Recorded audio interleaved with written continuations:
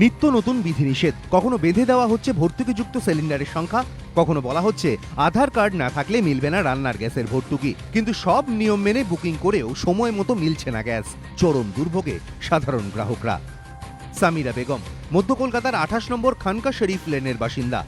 12 তারিখ থেকে বাড়িতে গ্যাস নেই, বুকিং করেছেন, সিলিন্ডার পাননি। রোজ 60 টাকা করে কেরোসিন তেল ব্ল্যাক করে রান্না করি। বাচ্চা আমার দুধ খায়, স্কুল অ্যাবসেন্ট হচ্ছে, রান্না করতে পারছি না।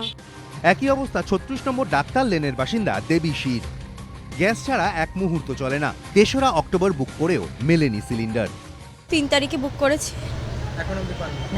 বলেছে তো এখনো 10-12 দিন লাগবে।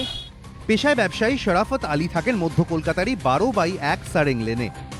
রান্নার গ্যাস নিয়ে নাজেহাল তাঁর পরিবারও। রিসেন্টলি যেটা আসছে 20 থেকে 21 দিন লেগেই যায় মিনিমাম। কিন্তু এর আগে যেটা হতো সেটা ধরুন 4 দিন 5 দিন আমার পেয়ে যেতাম আফটার বুকিং।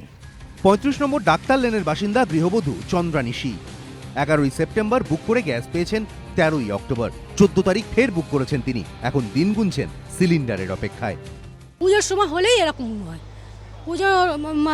পুজোর মাসটা পড়লেই তখনই এই গ্যাসের প্রবলেমটা হয়। শুধু মধ্য কলকাতা নয়, একই ছবি শহরের পূর্ব ও দক্ষিণেও। ইন্ডিয়ান অয়েলের পাশাপাশি অল্প বিস্তর সংকট অন্যান্য গ্যাস সরবরাহকারী সংস্থার সিলিন্ডারের ক্ষেত্রেও। পরিস্থিতি মোকাবিলায় আগামী 28 অক্টোবর জরুরি বৈঠক ডেকেছে লেবার কমিশন। সঞ্চয়ন মিত্র, এবিপি আনন্দ, কলকাতা।